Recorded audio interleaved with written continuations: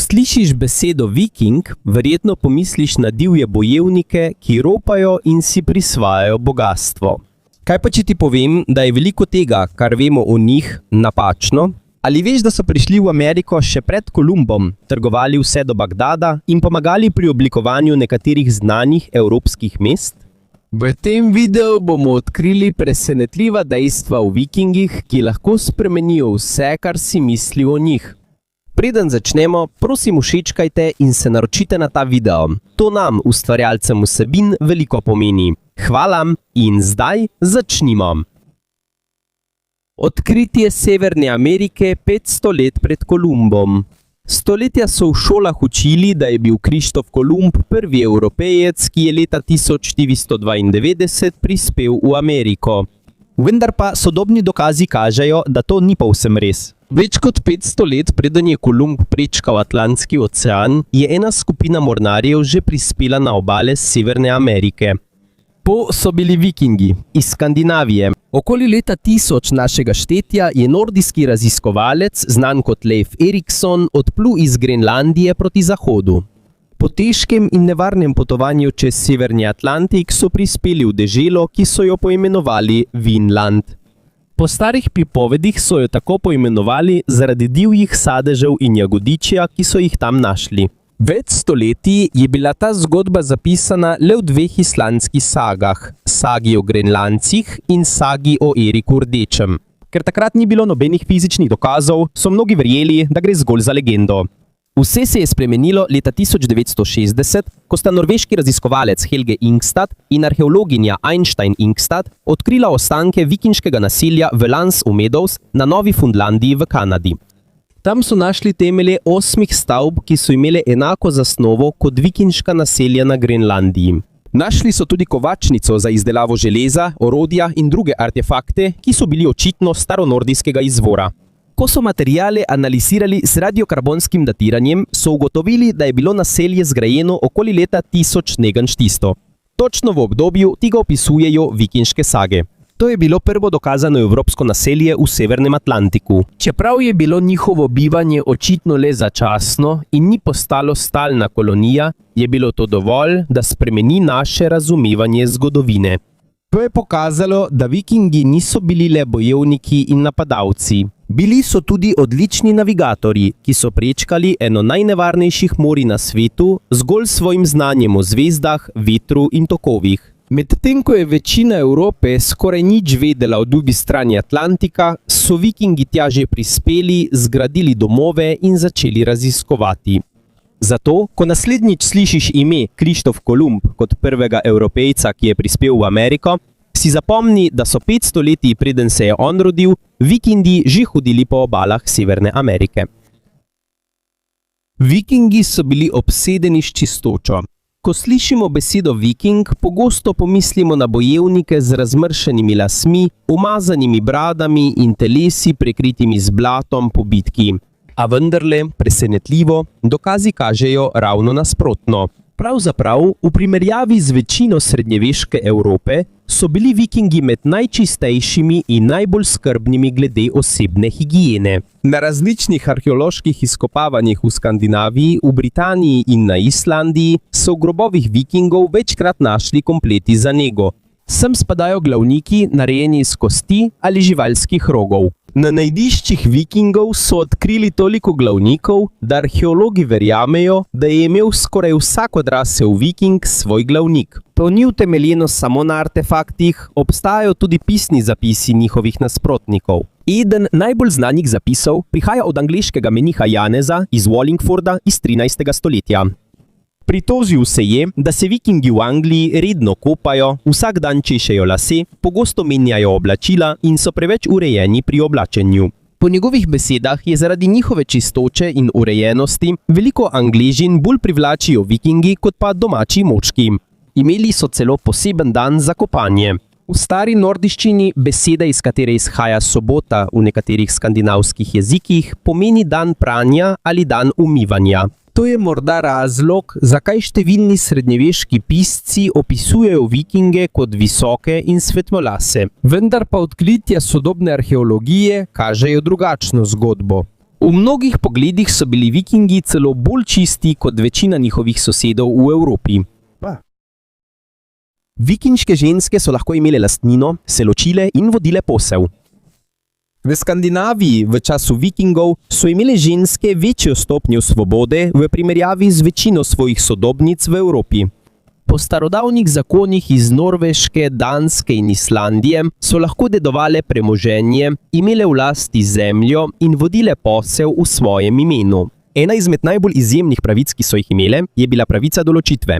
Če je ženska doživljala zlorabo ali ni več želela ostati v zakonu, je lahko v prisotnosti prič izrazila svojo namero, da se loči.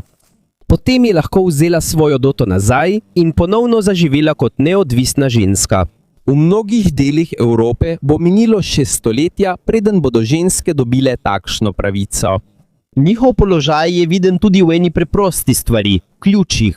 Vikinške gospodinje so pogosto nosile ključe na prsih kot del svoje obleke. To ni bila zgolj dekoracija. To je bil simbol njihove avtoritete v domu, skladiščih hrane in družinskem bogastvu. In ker so vikingi pogosto pluli več mesecev ali celo let v kraje, kot so Islandija, Grenlandija in druge oddaljene dežele, so žene ostajale doma in upravljale celotno gospodinjstvo.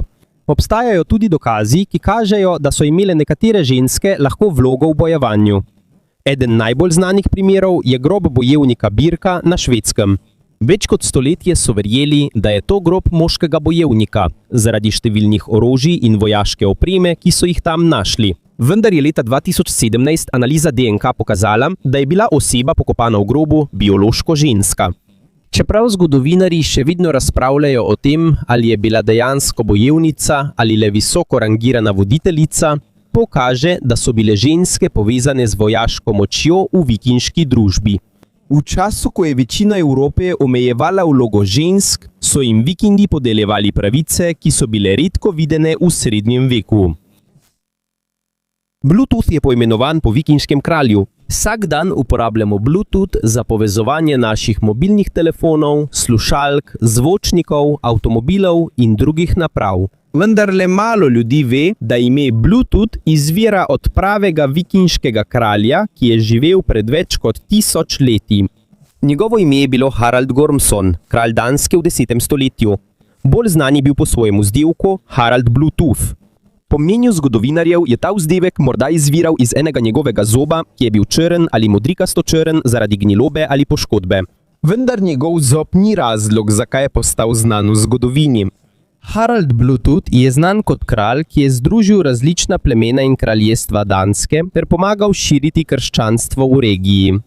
1000 let kasneje, v 90. letih prejšnjega stoletja, je skupina inženirjev iz Ericssona in Intela iskala način, kako bi lahko različne elektronske naprave komunicirale med seboj prek brezžičnega standarda. V tistem času je veliko različnih podjetij uporabljalo različne komunikacijske protokole. Zato jih je bilo zelo težko združiti. Eden od inženirjev, Jim Cardah, je bral roman o vikingih z naslovom Dolge ladje. Medtem ko so razpravljali o projektu, je predlagal, da kot kodno ime začasno uporabijo ime Bluetooth v čast Haraldu Bluetoothu. Ker je tako kot kralj tudi ta tehnologija namenjena združevanju različnih skupin. Kodna oznaka naj bi bila le začasna, vendar je kasneje vsem postala všeč in je dokončno postala uradno ime tehnologije. Še bolj presenetljiv je logotip Bluetootha. Simbol, ki ga vidimo na milijardah naprav po vsem svetu, ni zgolj sodoben dizajn. To je kombinacija dveh starodavnih vikinških run, ki predstavljata črki H in B, začetnici Haralda Bluetootha. Te rune so združili, da so ustvarili simbol, ki ga uporabljamo še danes. Vikingi so polarne medvede imeli kot diplomatska darila.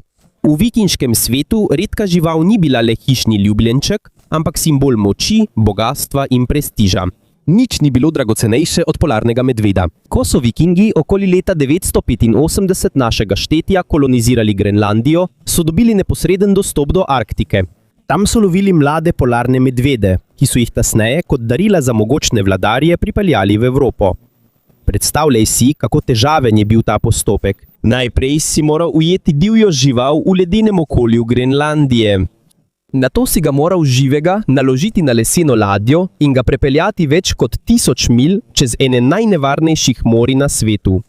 To ni zahtevalo le poguma, ampak tudi izjemne pomorske spretnosti. Obstajajo zapisi iz srednjega veka, ki kažejo, da so polarne medvede pošiljali angleškim kraljem, skandinavskim plemičem in celo evropskim cesarjem.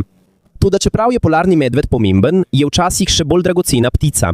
Ena najpomembnejših dobrin vikinške trgovine je bil sokol, dirfalkon. To je največja in najmočnejša vrsta sokola na svetu. V srednjem veku je bilo sokolarstvo ena izmed najbolj prestižnih zabav kraljev in aristokratov. Imeti sokola girfalkona je bil znak zelo visokega družbenega statusa. Zaradi tega so beli girfalkoni iz Islandije in Grenlandije dosegali izjemno visoke cene. Obstajajo celo poročila, da so bili nekateri izmed njih vredni več kot njihova teža v zlatu. Iz hladne Arktike so te živali pošiljali na evropske dvorce, v Bizanc in celo v mesta Bližnjega vzhoda, kot sta Bagdad in Kairo. To kaže, kako obsežno je bilo vikinško trgovsko omrežje. Medtem ko mnogi mislijo, da so bili vikingi le preprosti pirati v severni Evropi, so bili v resnici del ogromnega svetovnega trgovinskega sistema. Mladi polarni medved, ujet na Grenlandiji, je lahko v nekaj mesecih pristal v palači v Egiptu. Pogrebi z vikinškimi ladjami. Če obstaja ena podoba, ki jo skoraj vsi povezujejo z vikingi, je to dolga ladja, ki gori, medtem ko plava po morju. V njej leži telo bojevnika, obkroženo z njegovim orožjem, zakladi in stvarmi, ki so mu bile pomembne v življenju.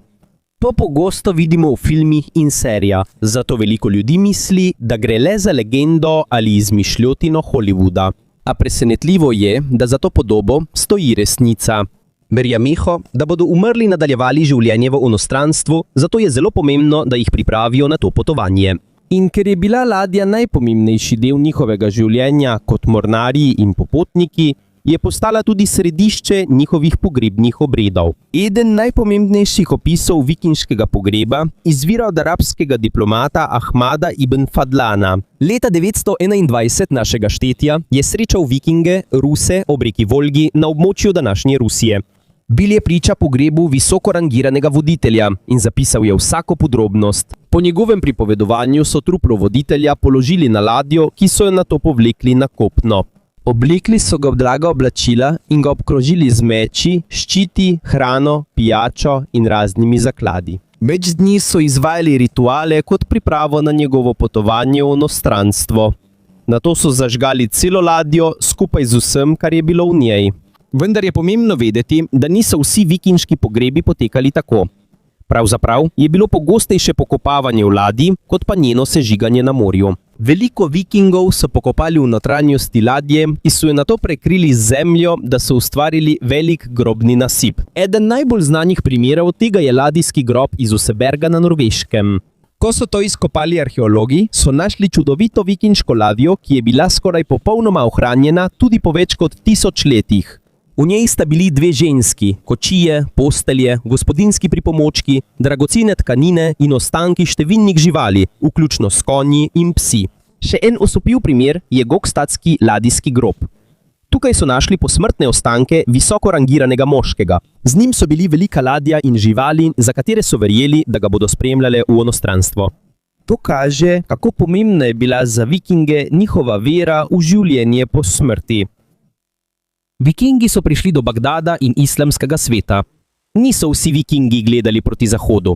Veliko jih je potovalo proti vzhodu, vse do nekaterih najbogatejših in najbolj naprednih mest srednjeveškega sveta. Sem spadata Konstantinopel in celo Bagdad, središče islamske zlate dobe. V času vikingov je obstajala skupina nordijskih trgovcev, znanih kot Rusi. Iz tega imena izhaja sodobno ime Rusija. Namesto da bi potovali po oceanih, so kot svoje poti uporabljali široke reke vzhodne Evrope. Iz Baltskega morja so pluli po rekah današnje Rusije in Ukrajine, dokler niso prispeli do Črnega morja, Kaspijskega morja in do trgov islamskega sveta. To potovanje ni bilo lahko. Ko del reke ni bil prehoden za ladje, so morali svoje ladje vleči ali nositi po kopnem, medtem ko so pazili na razbojnike in bojevnike s pranjav. A tveganje se je izplačalo. Iz Skandinavije so prinašali živalsko krzno, jantar, med, vosek in druge izdelke. V zameno so prejemali srebro, svilo, nakit, dragocena blaga in različne izdelke iz bizantinskega in islamskega sveta. Eden najjasnejših dokazov za to so tisoči arabskih srebrnih kovancev, ki so jih našli v Skandinaviji. Ti kovanci izvirajo iz mest, kot so Bagdad, Samarkand in Taškent, kar kaže, da je bila vikinška trgovska mreža povezana s trgi Srednje Azije in Bližnjega vzhoda. To povezovanje je trajalo več kot 3 stoletja. Med Skandinavijo in islamskim svetom niso potovale le trgovske dobrine, temveč tudi ideje, znanje in vplivi. Vikingi so ustanovili Dublin, York, Haven, Normandijo. Vikingi niso bili znani kot osvajalci, ki uničujejo mesta in vasi. Vendar obstaja nekaj o njih, kar pogosto spregledamo. Niso le uničevali mest. Ustanovili so tudi nekatera najpomembnejša mesta in kraljestva v Evropi. Eden najboljših primerov tega je Dublin. Danes je to glavno mesto Irske, toda začelo se je kot vikinško naselje leta 841 našega štetja. Po nekaj desetletjih napadov na Irsko so vikingi ob reki postavili stalno bazo. Iz te preproste postaje je Dublin postopoma rasel, dokler ni postal eno najpomembnejših mest v regiji. Arheologi še danes lahko najdejo sledi prvotne vikinške naselbine pod sodobnim mestom. Toda Dublin ni edino, kar so pustili za seboj. Leta 866 našega štetja so vikingi zavzeli mesto York v Angliji in ga preimenovali v Jorvik. Pod njihovo vladavino je postal pomembno središče trgovine in politike. Skoraj 100 leti je bilo to glavno mesto vikinškega kraljestva, ki je nadzorovalo velik del severne Anglije. Na vzhodu so imeli vikingi prav tako velik vpliv na zgodnjo zgodovino Kijeva in države Rus. Vikingi, trgovci in bojevniki, znani kot Rusi, so potovali po rekah vzhodne Evrope in postali del razvoja regije. Tudi samo ime Rusija naj bi izhajalo iz izraza Rus. Nato pa imamo še Normandijo v severni Franciji. Leta 911 našega štetja je francoski kralj sklenil dogovor z vikinškim voditeljem Rolom. V zameno za prenehanje napadov in obrambo obale mu je kralj dal zemljo, ki so jo kasneje poimenovali Normandija ali dežela severnjakov.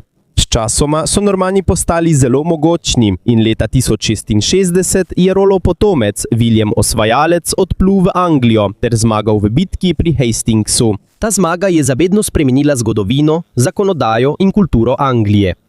Na nek način je to bila zadnja velika zmaga vikingov, čeprav so že dolgo nehali biti napadalci.